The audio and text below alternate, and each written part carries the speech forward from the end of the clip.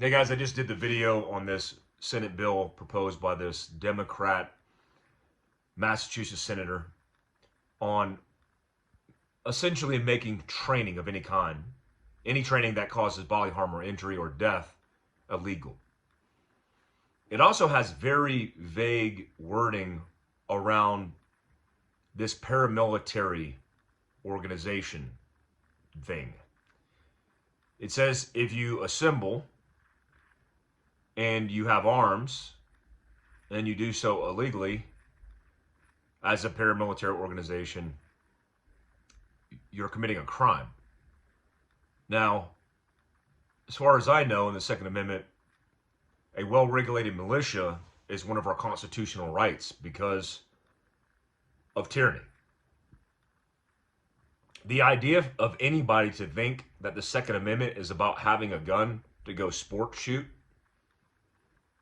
is, in my opinion, detached from American history and what a weapon stood for in those days and today.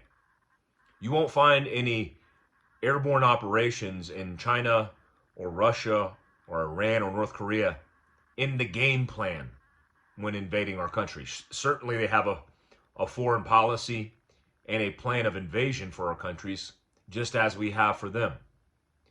But it would be a very poor decision to do an airborne infiltration into a citizenry which is armed more so than most militaries.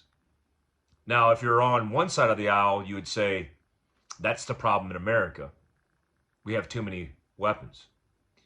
And if you're on the other side of the aisle, you'd say, we need more weapons because that's our constitutional right and part of our liberties and freedoms.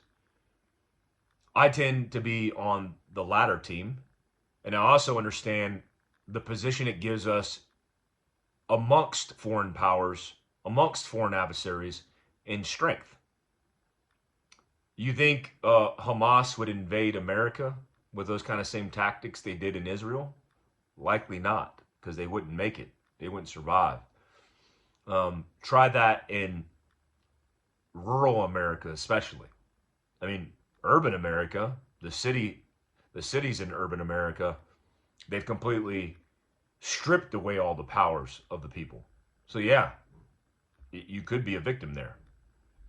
My whole thing with this is it's one of those things that a 77-year-old Democrat just pushes in, introduces the bill, and just kind of sees what happens. Because they're testing the waters. I mean, this dude's obviously detached from the Constitution and also what's going on in the world. But imagine we don't pay attention. I don't do a show. People don't start looking at these things. They don't contact their senator, their congressman or woman. That's a huge problem. And that's most of the problems that we're in today.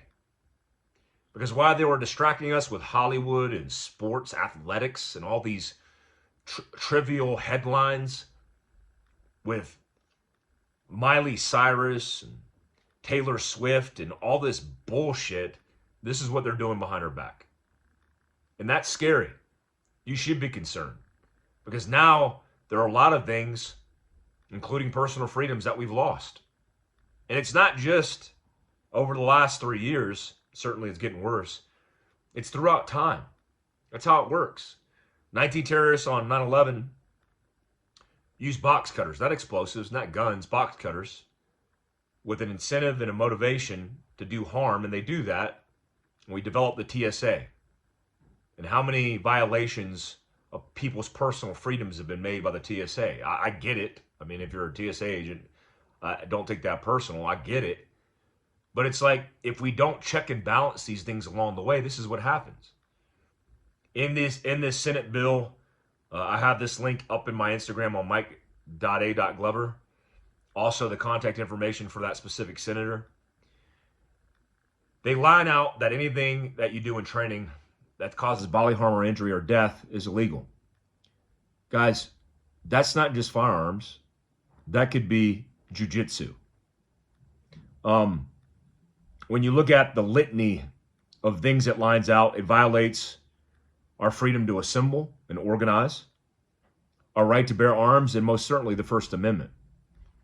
If you're a church, like my good friend Heather, who's an analyst, said, and you want to train people in your church to protect the church on Sunday, if you gather by this law, by this bill, you would be illegally doing paramilitary operations or paramilitary organizations.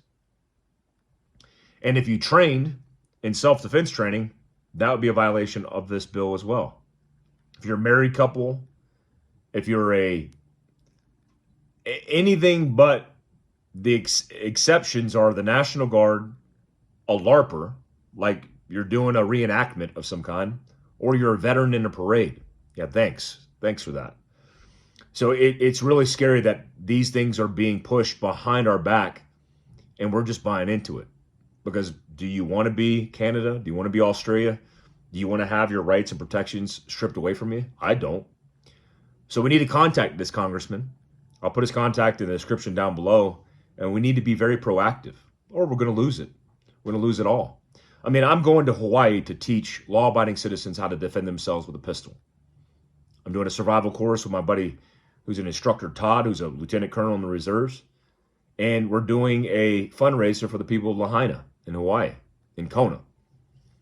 So those things, except for the barbecue, hopefully, maybe it is a organization of paramilitary people coming together, would all be illegal under this new clause, under this new bill, this proposal.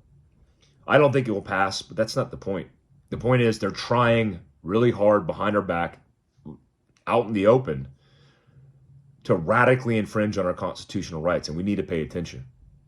I don't know how this unfolds, but I'll be paying attention to it, and I hope you trust us, trust me at Mike Glover Actual, my show Prepared, because I'm tuned into it.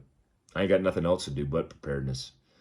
Guys, we got a cyber conference on March 9th. If you're interested, you can sign up on philcraftsurvival.com.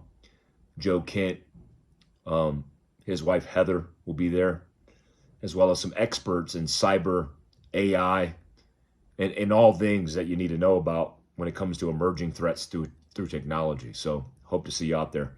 Also, I put out this code. If you're a big fan of Montana Knife, like I am, just use this hatchet on that ASMR video at Philcraft. If you're a fan, you can use MF10 to save 10% on your first checkout.